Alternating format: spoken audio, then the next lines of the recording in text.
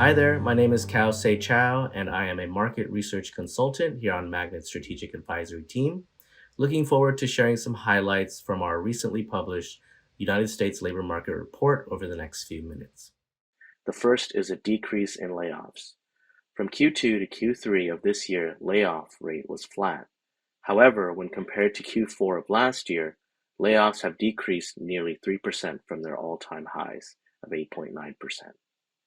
Although layoffs have decreased significantly, it is still elevated when compared to the lows of 4% before the pandemic. That leads into our second trend of increasing voluntary terminations. Voluntary terminations were falling by double digits through the first half of this year as talent stayed put and turned risk off due to limited opportunities and high uncertainty in the markets. In Q3 and October of Q4, the data shows that talent is turning risk on, demonstrated by the sharp increase in voluntary terminations.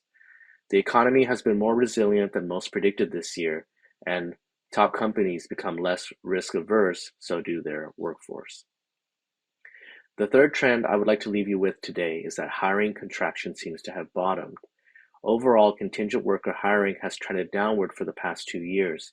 We're now seeing this trend bottoming and even reversing course.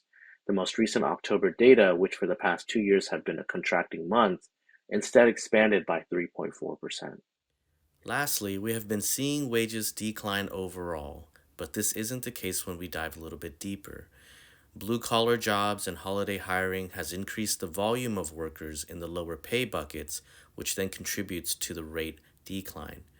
When looking at white collar specific categories like IT technology, accounting finance, engineering, and human resources, are actually seeing rates increase since September of this year. So, putting it all together and zooming out, we see an environment that feels very different than earlier this year. That closes out the highlights from the report. Now we'll go ahead and take a look at the future. There are two pairs of metrics that show a distinctly similar pattern we can use to make some predictions.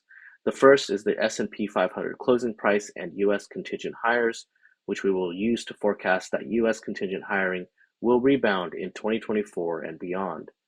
The trajectory of these two metrics have correlated very closely except for two distinct time periods where they broke off, during the pandemic and during the past year. Coming out of the brief COVID-19 decline, hires lagged behind investor sentiment, but eventually caught up with a large spike. Coming out of the 2022 decline, hiring is again trailing behind investor sentiment, but for a much longer time period. Rebound has been slow compared to COVID-19 due to caution from our largest clients. This caution is driven by the macroeconomic backdrop of conflict, uncertainty, and elevated interest rates. The second pair of metrics is voluntary termination percentage versus U.S. contingent hires, which we will use to forecast that voluntary terminations will increase in correlation with U.S. contingent hires in 2024. We found that voluntary terminations typically serve as a compelling mirror to hiring trends. There is a remarkable correlation between the two. As hiring decreases, indicating a more cautious or challenging market environment, voluntary terminations similarly diminish.